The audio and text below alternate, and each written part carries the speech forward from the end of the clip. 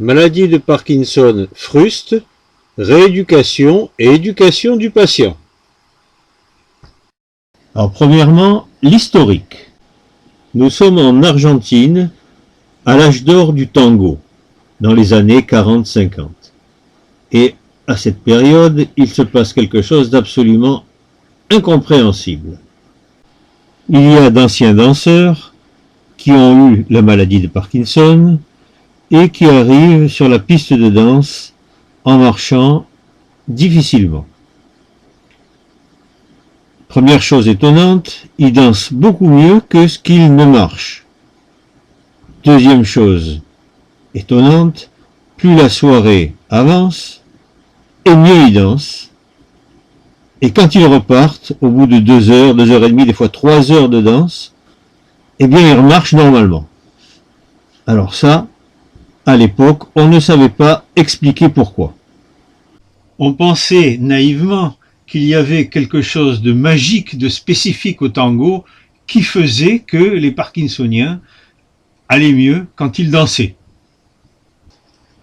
On a fini par comprendre ce qui se passe dans le cerveau des patients grâce au professeur Jacques Paillard, que j'ai eu la chance de connaître au CNRS de Marseille, en particulier lorsqu'il nous a expliqué la théorie d'Allen et Tsukahara. On retrouve maintenant ces explications dans son article qui s'appelle « L'intégration sensorimotrice et idéomotrice ». Les Parkinsoniens ont du mal à effectuer des mouvements automatiques car leurs noyaux gris centraux sont déficients. Et c'est les noyaux gris centraux qui permettent le traitement des mouvements automatiques comme la marche. Par contre, les mouvements qui se font sous contrôle visuel ou auditif, les mouvements qui se font sous contrôle extéroceptif, comme on dit, ces mouvements sont conservés, car c'est le cervelet latéral qui s'occupe de ce traitement de ces mouvements. Le cervelet latéral est intact dans la maladie de Parkinson. Il permet donc à ces patients de danser, puisque dans la danse, et surtout dans le tango, on suit la musique, on suit le rythme du bandoléon généralement, ou on peut suivre la voix du chanteur, ou on peut suivre un instrument de musique comme le violon. Donc c'est typiquement une activité réactive sous contrôle extéroceptif, sous contrôle auditif. Donc c'est assez facile pour un sujet parkinsonien. C'est également facile pour ces patients de marcher au rythme d'un tambourin. Beaucoup plus facile que de marcher quand il n'y a pas le rythme. C'est également très facile pour ces patients de faire des gestes sous contrôle visuel. Les informations visuelles sont des informations extéroceptives traitées également par le néocervelet qui est intact. Par exemple, marcher en enjambant des obstacles. Ça, c'est assez facile, beaucoup plus facile que de marcher quand il n'y a pas d'obstacle à enjamber. Également, franchir les marches d'escalier. Il faut regarder les marches pour les franchir. Là aussi, c'est des mouvements sous contrôle visuel. C'est beaucoup plus facile pour les Parkinsoniens. On parle d'indissage visuel ou d'indissage auditif pour désigner les facilitations par la vue et les facilitations par un stimulus sonore. Pour comprendre pourquoi les patients qui dansaient sortaient de la piste de danse en marchant pratiquement normalement, il a fallu attendre 2009 et les travaux menés par l'équipe de la Cleveland Clinic. Tout est parti de l'observation d'un patient qui avait la maladie de Parkinson et auquel on avait fait faire du tandem. Après 1h30 de pédalage, derrière son compagnon, lorsqu'il est descendu, ses symptômes avaient disparu. Il marchait normalement, il n'avait plus de tremblement, plus de rigidité et plus d'akinésie. À ce moment-là, ils ont démonté le tandem, ils en ont fait une espèce de tandem d'appartement et ils ont fait une étude avec des patients qui pédalaient à vitesse confortable et d'autres qui pédalaient à vitesse forcée, c'est-à-dire beaucoup plus vite que ce qu'ils n'auraient pédalé spontanément. Seuls les patients qui pédalaient à vitesse forcée ont eu la diminution des symptômes, alors que ceux qui pédalaient à vitesse confortable ont amélioré leur déconditionnement à l'effort aérobie, mais n'ont pas eu cette diminution des symptômes. Vous pouvez retrouver sur le site internet PubMed l'article de Ridgel, R-I-D-G-E-L et collaborateurs, intitulé Forced Non-Voluntary Exercise Improve Motor Function in Parkinson's Disease Patients, ce qui signifie ce sont les mouvements effectués à vitesse forcée et non pas ceux effectués à vitesse confortable qui améliore la motricité des patients présentant une maladie de Parkinson. Il fallait donc atteindre une certaine vitesse pour avoir l'effet sur les symptômes. Ils ne se sont pas contentés de regarder les effets cliniques, ils ont aussi été voir ce qui se passait dans le cerveau. Et là, surprise, on s'aperçoit que l'exercice forcé active les mêmes zones cérébrales que la dopamine. La dopamine qu'on donnait aux patients comme médicament. Il semblerait donc que l'exercice permet une sécrétion naturelle de dopamine dans le cerveau. Alors ça change absolument tout et ça explique énormément de choses. L'imagerie cérébrale a permis de comparer la consommation de glucose dans le cerveau des patients après l'exercice forcé et après la prise de dopamine. Ils ont constaté que les mêmes zones cérébrales étaient actives aussi bien lors de la prise de dopamine et après l'exercice. Conclusion, il y a une activation de la sécrétion de dopamine naturelle dans le cerveau grâce à l'exercice forcé. L'article d'Angela Ridgel et de ses collaborateurs de la Cleveland Clinic a changé toute la rééducation des patients qui présentaient une maladie de Parkinson fruste. Cet article est révélateur de la prise de conscience actuelle du fait que les mouvements rapides et prolongés entraînent dans le cerveau du patient une sécrétion naturelle de dopamine. Or, la dopamine est le principal médicament utilisé pour lutter contre la maladie de Parkinson.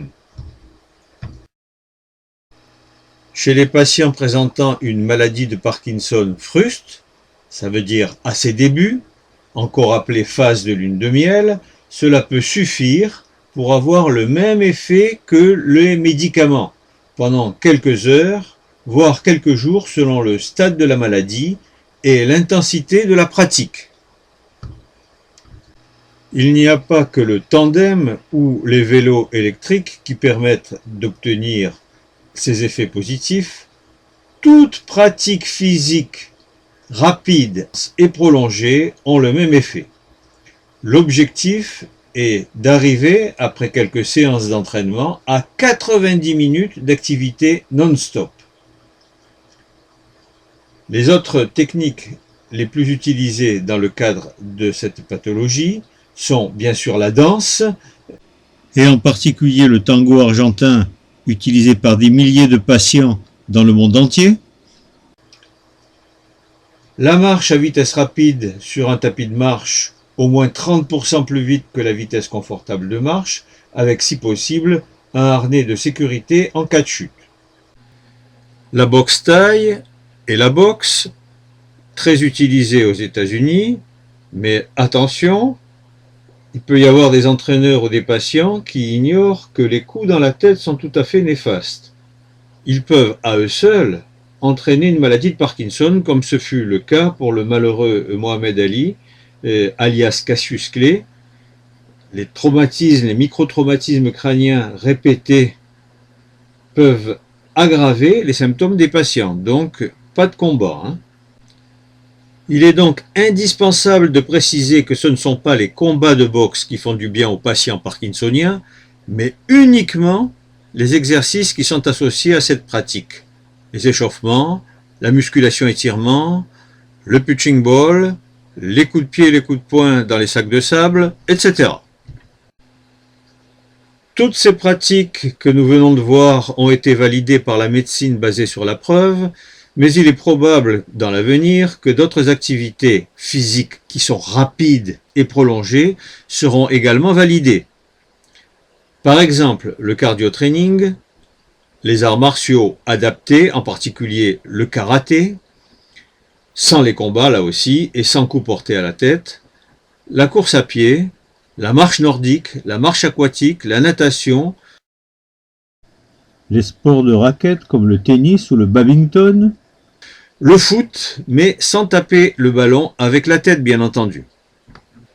Cette liste n'est pas complète, c'est quasiment infini tout ce qu'on peut faire comme activité physique dynamique et prolongée. Autre conséquence importante en rééducation, autrefois on disait aux malades prenez bien vos médicaments avant de venir en rééducation. Ainsi vous serez au top pour pouvoir effectuer la rééducation. Maintenant c'est différent.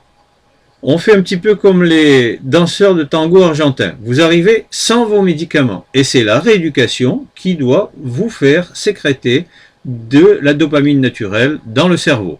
La dopamine est un médiateur chimique et donc si on arrive à la faire sécréter naturellement, le sujet voit ses symptômes diminuer. Selon l'équipe de Cleveland Clinic, l'amélioration est de 35% d'amélioration. Ils ont mesuré ça de manière très précise. Ce type de protocole est utilisé pour les patients qui sont à la phase de lune de miel, c'est-à-dire à la phase où la pathologie est fruste. Quand ils prennent des médicaments, vous ne voyez quasiment rien. Donc c'est pour ces patients qu'on leur demande de venir en rééducation sans les médicaments et c'est grâce à une activité physique adaptée, rééducative ou en dehors même des séances de rééducation avec un professeur d'activité physique par exemple, que le patient doit ressortir beaucoup mieux que ce qu'il n'est rentré. Ceux qui nécessitent une activité physique prolongée, 1h30, 2 heures, parfois plus. Voici maintenant le témoignage d'un patient qui a couru pendant quelques minutes et qui s'est arrêté pour répondre à mes questions. Donc vous courez dans les 25 minutes environ, une vingtaine de minutes, et au bout de 20-25 minutes, votre marche s'améliore, c'est ça? Ça devient quasiment normal. Devient quasiment normal. Et ça dure combien de temps cette... Ça a duré 5-10 minutes. 5-10 minutes. Vous avez un effet comme ça de bénéfice qui dure 5-10 minutes. Ouais. Et la main, est-ce que ça s'améliore dans ces cas-là? Si je fais 40 minutes, oui. Si vous faites 40 minutes, vous sentez que la main s'améliore? Je récupère l'usage du ballon. Ah. Mais à partir du moment où j'ai couru 25 minutes, là si je refais encore la course, ça perdure. Ça dure plus longtemps. Ouais. Donc il faut environ 40 minutes pour que les effets montent au membre supérieur. Ouais. Le témoignage que nous venons de voir permet de comprendre que les activités physiques que l'on propose à ce type de patient doivent durer longtemps. On recommande le plus souvent 1h30 à 2 heures d'activité physique. La durée optimale est fonction de la pathologie. Ça signifie que plus le sujet est lourdement atteint et plus il faudra du temps. Il y a un stade où la pathologie est tellement invalidante qu'il est impossible d'obtenir une cessation des symptômes par l'activité physique. Il faudrait un temps beaucoup trop long. Pour ces patients plus lourdement handicapés, on tombe sur un autre protocole, par exemple le protocole de rééducation de l'équilibre fonctionnel quantifié. À ce moment-là, il ne s'agit plus de faire régresser les symptômes, mais il s'agit pour le patient de progresser à l'intérieur de son handicap et de lutter contre le déconditionnement à l'effort aérobie. Il y a eu plusieurs publications et travaux sur ce protocole qui peut être utilisé pour les patients parkinsoniens en perte d'autonomie, mais pas seulement. En fait, il concerne toutes les personnes en perte d'autonomie. Je vais citer un article qui analyse les performances de 112 patients. Il est intitulé « Évaluation de l'efficacité d'un protocole de rééducation basé sur l'auto-organisation des mouvements ». Cet article est signé par Roland Sultana, Séverine Buatois, Serge Mesure, Philippe Bardot, Marie Crucy et Anne Reggiani. Il a paru dans Kinésithérapie, la revue, en 2016. Le fait qu'il faille beaucoup de temps pour obtenir une sécrétion de dopamine endogène chez les malades frustes a d'autres conséquences importantes. Par exemple, sur les vélos motorisés, la plupart des programmes qui sont proposés aux patients parkinsoniens sont trop courts et trop progressifs. Il vaut donc mieux ne pas utiliser ces programmes. Il y a toujours une possibilité de réglage manuel, donc on règle à la vitesse maximale et on reste le temps nécessaire pour chaque patient. Ça peut être 1 heure, ça peut être 1 heure et demie quelquefois. La règle de la durée optimale des exercices est valable pour toutes les activités. Prenez l'exemple du tango.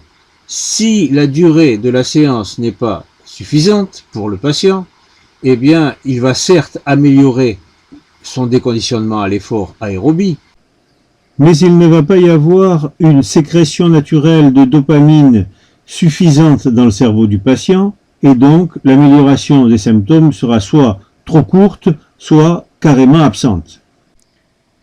Impératif numéro 2 de la gymnastique du patient qui présente une maladie de Parkinson fruste, les mouvements doivent être le plus rapides possible.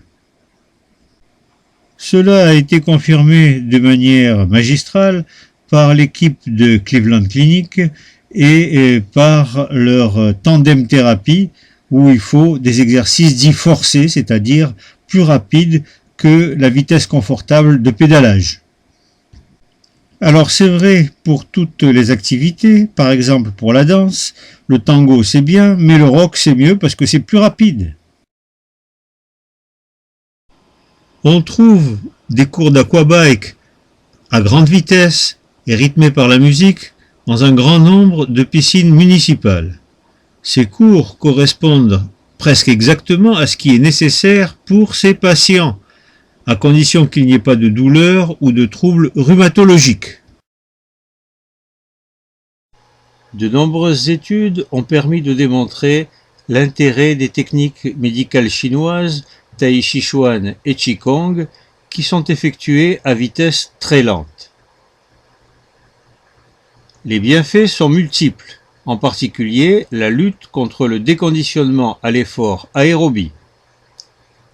À noter que dans l'étude de la Cleveland Clinic sur la tandem thérapie, le groupe témoin qui pédalait à vitesse confortable n'a pas eu des résultats nuls. Ce groupe a prouvé qu'il existait chez ces patients une diminution du déconditionnement à l'effort, mais il n'avait pas la diminution des symptômes que l'on observait dans le groupe qui pédalait à vitesse rapide, à vitesse forcée. Eh bien pour le Tai Chi Chuan, c'est un petit peu pareil. Certes, il y a des résultats, en particulier sur l'équilibre, en particulier sur la lutte contre le déconditionnement à l'effort, etc. Mais malheureusement, avec ces mouvements effectués à vitesse lente, il n'y a pas de diminution des symptômes. Pour avoir une diminution des symptômes, encore une fois, il faut des mouvements à vitesse rapide. Heureusement, dans le Tai Chi Chuan et le Qigong, il y a aussi des maîtres qui enseignent les mouvements à vitesse rapide. À ce moment-là, ça devient l'idéal pour des patients qui présentent une atteinte fruste. On voit ces techniques qui sont enseignées par différentes personnes sur des vidéos que l'on trouve facilement sur Internet. On sait depuis des années, j'ai retrouvé des cours d'il y a plus de 40 ans, où on disait que les mouvements que l'on doit faire aux parkinsoniens doivent être de grande amplitude.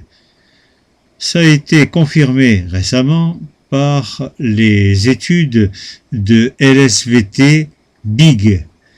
On veut que le mouvement soit big, mouvement de grande amplitude. Et il faut éviter justement de faire des petits mouvements si on veut une efficacité maximale. Dans l'étude de la Cleveland Clinic sur la tandem thérapie, au niveau du pédalier, la manivelle du pédalier est une grande manivelle. Sur le film qu'ils ont fait, on voit également une grande distance entre l'axe de rotation et la pédale, ce qu'on appelle la manivelle. Une grande manivelle permet des mouvements de grande amplitude, ce qui est logique et ce qui est normal. Malheureusement, cette notion n'est pas connue par les gens qui vendent et qui installent les vélos électriques. J'ai connu ainsi un patient qui avait acheté un vélo électrique et on avait installé la manivelle dans une position où il faisait de tout petits mouvements. Écoutez bien maintenant l'interview d'un patient qui va pédaler sur un vélo de rééducation électrique que je viens de régler avec la plus grande distance possible entre l'axe de rotation et les pédales, ce qu'on appelle la plus grande distance de manivelle. Alors voilà, il faut éloigner l'axe de pédalage, de l'axe de pédalage au maximum les pédales. Si on met les pédales juste ici, ça fait un tout petit tour et ça sert quasiment à rien. Donc il faut vraiment l'éloigner pour qu'il y ait de grands mouvements de flexion et d'extension. Ça on ne vous l'avait pas dit. Non. Eh bien voilà, pendant combien de temps? Pendant 6 mois, vous avez pédalé comme il ne fallait pas. Pendant 1 an et demi. Pendant 1 an et demi. Eh ben. Cette règle des mouvements de grande amplitude est valable pour toutes les activités que l'on propose aux patients parkinsoniens.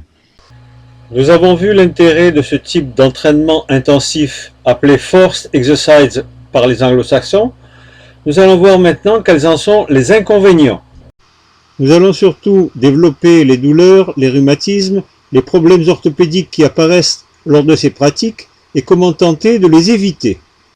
La première règle, c'est d'y aller progressivement. Il ne faut pas, dès la première semaine, vouloir faire des performances maximales. Dans la plupart des cas, il s'agit de personnes qui en font trop par rapport à leurs possibilités corporelles, en particulier en faisant toujours la même activité de manière trop répétitive et trop intense. Il faut un temps de préparation et un temps de récupération suffisant entre chaque performance. Il faut se renseigner, il faut se faire éventuellement conseiller. Chaque patient a sa propre histoire avec ses points forts et ses points faibles. Chaque activité physique présente des dangers qui lui sont propres. Donc, il faut une progression qui soit tout à fait personnalisée. Dans ce contexte, on ne peut donner que des règles générales. Il est conseillé, la plupart du temps, d'alterner les activités complémentaires en charge et en décharge. Les activités qui se font avec le poids du corps sur les membres inférieurs, comme la danse, comme le karaté, comme la course, etc., sont très bonnes pour les muscles antigravitaires, sont très bonnes aussi pour les os, ça fortifie les os, mais sont pas vraiment très bonnes pour les articulations qui souffrent. Pour compenser, eh bien, il faut faire des activités sans le poids du corps, que l'on dit activités en décharge, comme la natation. Ces activités sont excellentes pour les articulations, moins bonnes pour les muscles antigravitaires et pour les os, mais si c'est des problèmes de douleur articulaire, eh bien, il faut savoir alterner les activités avec le poids du corps et les activités dans l'eau. En fait, toutes les activités sans le poids du corps peuvent compenser les activités en charge, les activités avec le poids du corps.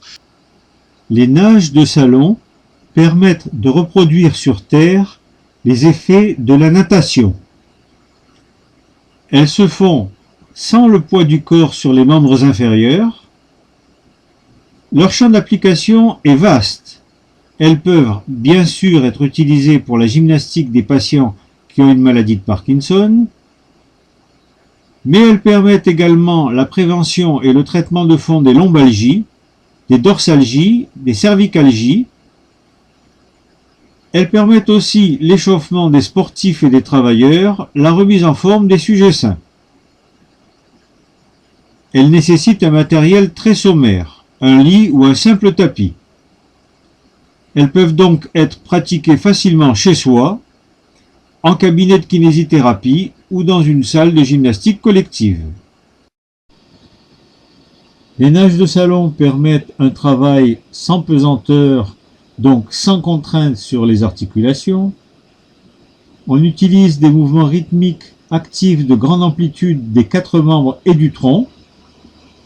On a un effet d'assouplissement, un travail musculaire global faisant intervenir la plupart des muscles du corps. On a un effet d'automassage grâce aux variations des points de contact entre le corps et son support. Au bout de quelques minutes de pratique, le sujet ressent une sensation de chaleur qui est liée à l'activation de la circulation sanguine. On peut y associer la respiration. On peut également effectuer cette nage de salon avec de la musique pour donner un rythme, un indissage auditif en quelque sorte.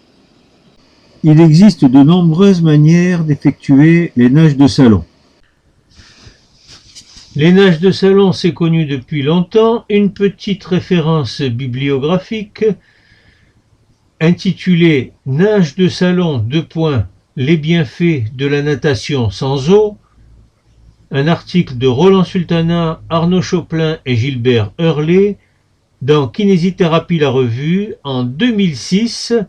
La nage de salon sur le côté qui se rapproche de la technique de Kabat que l'on appelle l'accordéon latéral, car le rachis fait une espèce de mouvement d'accordéon. Eh bien, cette technique est spéciale parkinsonien. Elle a été recommandée depuis longtemps pour les patients qui présentent une maladie de Parkinson. Mais il existe d'autres possibilités, par exemple de faire les nages de salon sur le ventre, ou d'associer ces nages de salon avec des tractions intermittentes. Les patients parkinsoniens qui ont une atteinte fruste réalisent facilement ces différentes nages de salon. Même les techniques dites douces comme le tai chi chuan, le qigong ou le yoga peuvent présenter des dangers. Dans la pratique du tai chi chuan, comme dans toutes les pratiques physiques, il faut respecter la règle de l'équilibre entre le yin et le yang, c'est-à-dire entre le pas assez et le trop. La plupart des gens n'en font pas assez, en particulier les personnes qui ont un début de maladie de Parkinson. Mais dès qu'on a commencé à pratiquer une activité, c'est très facile et très tentant d'en faire trop. C'est vrai pour toutes les activités physiques. Mais dans ma longue carrière de kiné, j'ai connu des gens qui faisaient trop de tai chi chuan et trop de qigong. 1h30 d'activité physique 3 fois par semaine, en général, il n'y a aucun problème, à condition de ne pas être en surpoids. Mais dans toutes les disciplines, que ce soit la marche, la danse, le tai chi, le karaté, on a tendance, avec le temps, à en faire de plus en plus. Et il y a un moment où ça devient beaucoup trop. On pratique à la maison, on va faire des stages où on s'entraîne 7 heures par jour. Au bout de plusieurs années, on se fait mettre des prothèses de genoux parce que c'est plus possible, c'est trop. Alors pratiquer une activité physique, c'est indispensable, mais avec modération, même si c'est une activité que l'on dit douce.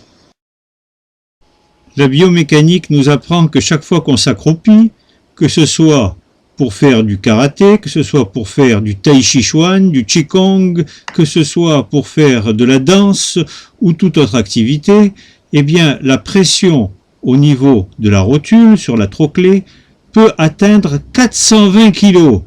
C'est énorme. Quand on en fait trop, il n'y a rien qui résiste à cette pression. On est sûr d'avoir des problèmes, donc un peu de modération. Donc même pour le tai chi, il faut compenser par des activités en décharge comme la natation. Chaque activité présente des dangers qui lui sont propres lorsqu'elle est pratiquée de manière exclusive et sans modération. Attention, en natation aussi, il faut avoir une pratique modérée. C'est très facile de s'abîmer les épaules. Le vélo dans l'eau, l'aquabike, ça peut être dangereux également. J'ai connu une dame qui avait une prothèse de hanche et qui a décellé sa prothèse en faisant de l'aquabike. On le dira jamais assez, il faut pratiquer, mais avec modération. Inversement, un autre problème. Les patients qui pour diverses raisons n'arrivent pas ou n'arrivent plus à diminuer leurs symptômes grâce aux activités physiques risquent de se décourager. Or, il est toujours important, et à tous les stades de la maladie, et même chez le sujet sain d'ailleurs, d'effectuer une activité physique adaptée pour lutter contre le déconditionnement à l'effort et en particulier le déconditionnement à l'effort aérobie. Même si les symptômes ne régressent pas grâce au sport et au mouvement, le patient doit entretenir sa forme physique. Dans tous les cas, il peut progresser à l'intérieur de son handicap. Certes, les symptômes ne régressent pas, mais il peut réaliser de mieux en mieux, de plus en plus longtemps, et avec de moins en moins de fatigue, diverses activités physiques ou sportives, comme la danse, les arts martiaux, le tai chi chuan à ce moment-là, pourquoi pas, l'aquagym, La marche rapide avec podomètre, etc. Toutes ces activités doivent être plus ou moins adaptées au cas particulier de chaque patient par un enseignant motivé et c'est le plus souvent la clé d'une pratique persévérante à long terme. La Fédération française de cardiologie publie des fiches pratiques qui sont très bien faites, en particulier celles sur l'activité physique où il conseille de privilégier les sports d'endurance qui permettent de pratiquer durant 30 à 60 minutes une activité physique régulière, progressive, sans essoufflement ni fatigue musculaire excessive. Vous voyez que ce n'est pas des 4 heures ou 5 heures d'affilée, c'est des choses qui sont raisonnables. 30 à 60 minutes d'activité physique par jour, c'est quelque chose de tout à fait indispensable. Alors, il y a la fiche sur l'activité physique, mais il y en a d'autres qui sont extrêmement intéressantes et importantes pour les patients parkinsoniens, notamment ceux qui sont en surpoids, et il y a des fiches sur l'alimentation. Ce qu'on a trouvé de mieux pour entretenir la motivation, éviter le découragement et l'abandon des activités physiques et sportives, c'est le contrat d'auto-rééducation guidée cher à Jean-Michel Graciès et à Claire Marsal. On donne au patient un registre dans lequel il doit noter chaque jour ses performances. Le patient sera heureux et motivé de montrer ce registre à son médecin, à son neurologue, à son rééducateur, à son coach et même à ses amis et à sa famille. Il y a un partage d'informations, une traçabilité, bref, c'est génial. Si vous faites un mémoire sur la rééducation dans la maladie de Parkinson, je vous recommande cette référence bibliographique. Effect of a Guided Self-Rehabilitation Contract in Patient with Moderate Stage Parkinson's Disease. Je traduis. Effet des contrats d'auto-rééducation guidés chez les patients présentant une maladie de Parkinson d'intensité modérée. Les auteurs, il y a d'abord Jodoux, J-O-D-O-U-X, rien qu'avec ça vous pouvez trouver, et collaborateurs, dont Jean-Michel Graciès. Alors ça a paru dans Annals of Physical Rehabilitation Medicine, volume 58, supplément 1, en septembre 2015.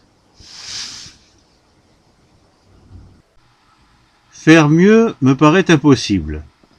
Je voudrais simplement signaler qu'il existe un protocole extrêmement simple qui est utilisé depuis des années bien avant l'apparition des contrats d'autorééducation guidée, et qui s'appelle PLUDEAT, protocole de lutte contre le déconditionnement à l'effort aérobie avec traçabilité, et que l'on peut maintenant télécharger gratuitement, facilement et sans inscription sur Internet. Ça peut servir aux patients parkinsoniens, mais ça peut servir également à toute personne, qu'il soit handicapé ou non, et qui a un déconditionnement à l'effort aérobie. Ce protocole est relativement simple et efficace puisqu'il n'y a qu'un seul paramètre à enregistrer, c'est la durée des exercices qui est quantifiée en minutes. C'est ce qu'on appelle le paramètre de contrôle. Si on augmente ce paramètre, tout le reste suit.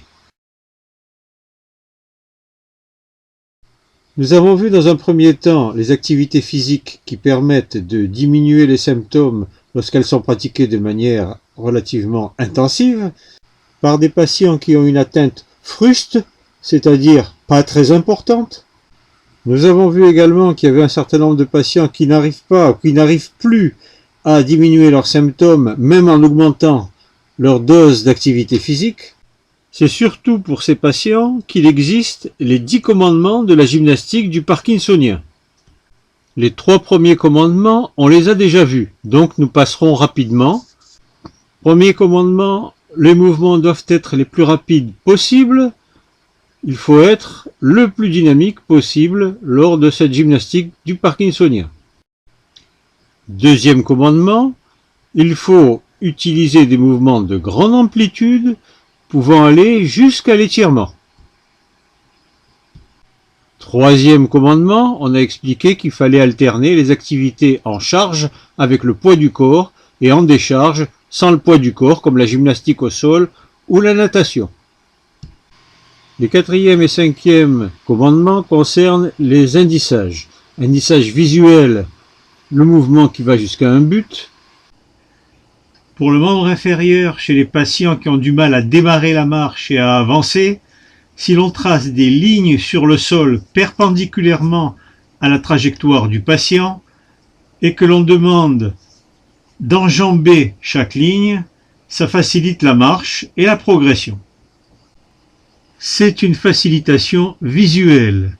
Les mouvements réactifs sous contrôle extéroceptif visuel sont facilités, dirait Jacques Paillard.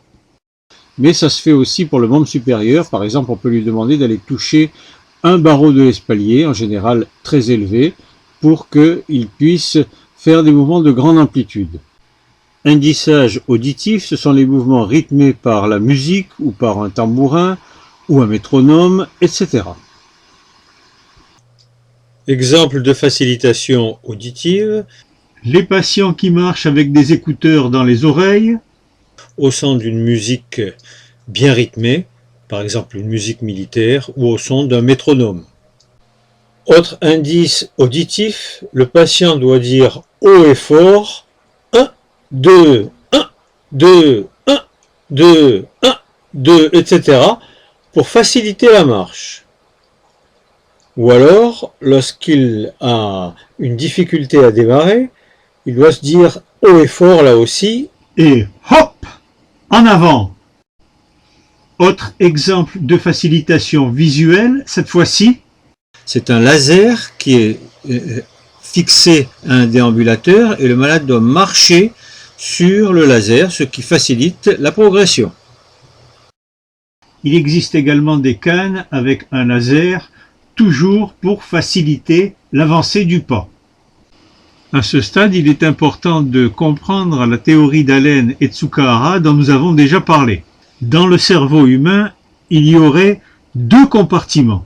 Un compartiment de préparation du mouvement, plan et programme, et un compartiment d'exécution. La frontière entre ces 2 compartiments, c'est le cortex moteur. Tout part de l'idée du mouvement. L'idée a une structure, bien entendu, qu'on détaille de mieux en mieux. De l'idée du mouvement, l'information passe au cortex associatif, et du cortex associatif, elle doit aller au cortex moteur. Et pour passer de l'un à l'autre, il y a 3 voies différentes. 3 façons différentes de passer du cortex associatif au cortex moteur. Alors premièrement, il y a la voie qui passe par les ganglions de la base. Cette voie est responsable des mouvements automatiques. Il y a une pathologie de cette voie dans la maladie de Parkinson. De ce fait, les mouvements automatiques sont difficiles à réaliser.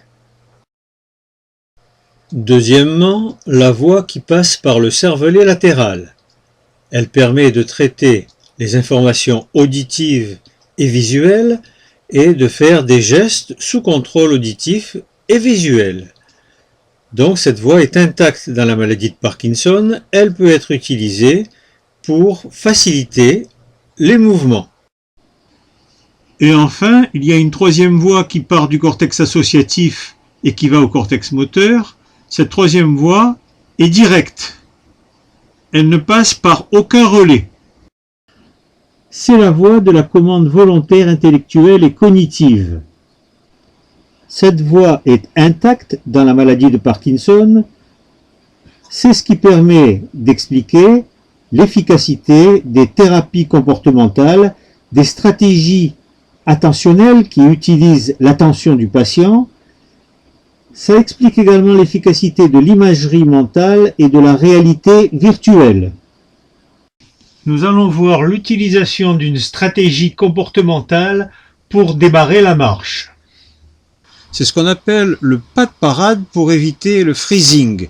Le patient veut démarrer une activité qui normalement est automatique, la marche, et en fait c'est impossible, l'action est gelée par la pathologie. Alors il va utiliser le pas de parade. Eh bien, il monte un genou très haut, et puis après il monte l'autre genou, et ça démarre. Le freezing, c'est-à-dire la difficulté de démarrer un mouvement ou le blocage d'un mouvement qui est en cours, peut survenir dans différentes circonstances. La plupart du temps, c'est à la marche, lorsqu'on commence à marcher, ou lorsqu'on change de direction, ou lorsqu'on arrive dans un espace étroit, ou lorsqu'on va passer une porte dont le cadre est relativement étroit, ou lorsqu'on est pressé, stressé ou anxieux, ou lorsqu'on essaye de faire une double tâche, comme par exemple marcher tout en parlant. Eh bien, en cas de freezing, on peut utiliser ces stratégies comportementales en cas de difficulté de démarrage ou de blocage de la motricité. Premièrement, on s'arrête. Deuxièmement, on choisit une stratégie. Et troisièmement, on exécute ce mouvement volontaire que le malade connaît et qui peut débloquer la situation. En effet, selon la théorie d'Allen et Tsukahara, la voie volontaire est intacte dans la maladie de Parkinson. On apprend au patient plusieurs stratégies et il doit sélectionner celle où il se sent le plus à l'aise. Ça peut être le pas de parade comme on l'a vu. Ça peut être également déplacer le poids du corps d'un pied sur l'autre plusieurs fois. Et lorsque le patient se sent prêt, il va repartir. Ça peut être aussi utiliser un autre mouvement volontaire, lever les bras tendus le plus haut possible, ça peut débloquer la situation. On peut aussi utiliser le mouvement volontaire de monter sur la pointe des pieds, et là aussi, ça peut débloquer la marche. Les techniques de réalité virtuelle maintenant. Les techniques de réalité virtuelle peuvent être utilisées de différentes manières.